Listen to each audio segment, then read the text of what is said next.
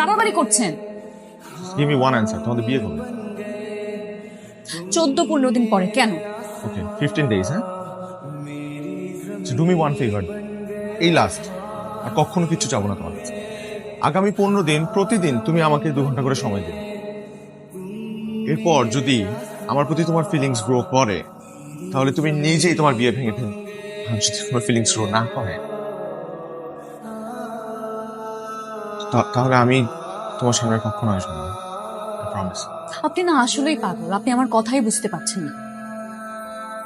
আপনার কি সবকিছু নাটক সিনেমা মনে হচ্ছে? আমি বলছি আমার বিয়ে ঠিক হয়ে গেছে, 14-15 দিন পর আমার বিয়ে, আর আপনি বলছেন প্রতিদিন 2 ঘন্টা আমি আপনাকে নিয়ে ঘুরবো। আরে আশ্চর্য, আমার বাসায় জানলে কি হবে, জাহিদ জানলে কি হবে? দেখেন, আমি কিন্তু আপনাকে অনেক বোঝানোর চেষ্টা করেছি। আশা করি আপনি বুঝতে পারবেন এবং আগামীকাল থেকে আপনি আমাকে আর ফলো করবেন না, প্লিজ। জুতা পরেন, চলেন এখান থেকে।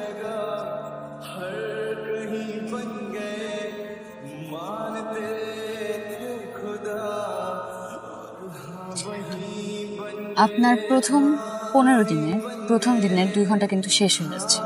আসার পর থেকে এখানে চুপচাপ দাঁড়িয়ে আছেন, একটা কথাও বলেননি। আপনি কি চুপচাপ এখানে দাঁড়িয়ে থাকার জন্য আমাকে নিয়ে এসেছেন? এটাই আপনার প্ল্যান? আমি বুঝতে পারছি না আমি কি বলবো, কারণ আমাকে তো বলা হয় না আজকে আমার ফার্স্ট ডে। তাহলে তো অ্যাটলিস্ট আমি প্রিপারেশন নিয়ে তোমার সামনে দাঁড়াতাম। আচ্ছা বলেন, আপনার ফ্যামিলিতে কে কে আছে? কয়েকজন বন্ধু বান্ধব আছে আর তুমি। মানে যদি আর কি বিয়ে করো, বিয়ে করলে তো মানুষ ফ্যামিলি মেম্বারই হয়ে যায়। বানিয়ে বানিয়ে কথা বলবেন না, সত্যি করে বলেন। সত্যি বলছি, আমার বাবা মা নেই, আছে হয়তো বা আমি জানি না। কি জানেন? দেখেন, একটা কথা বলি, সব প্ল্যানিং চ্যালেঞ্জ বাদ দেন।